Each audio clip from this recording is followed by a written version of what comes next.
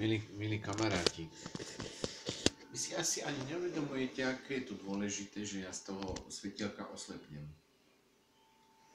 V tomto prípade odporúčam slnečné okuliare.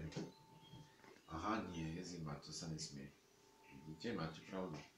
Poďme sa pozerať na túto izbu.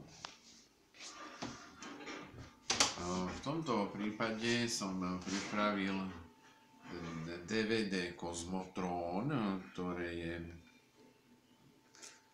skoro celé plné s filmom, ktorý sa volá Kozmotrón, a v tom filme sa pojednáva o nejakom nevyššie identifikovanom humanoidovi, ktorý stále niečo ako keby niekomu hovoril. Čiže to je film. A potom ešte pripravujem časopis, ktorý teraz vyzerá takto.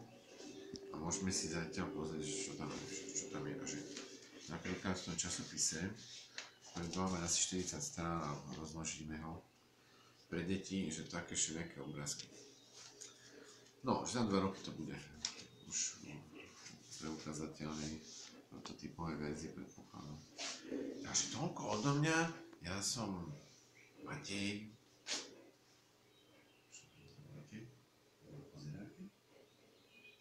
Teda, tie, čo ma pozerajú? Takže viete, že asi to niekto pozera, tak ma asi niekto pozera.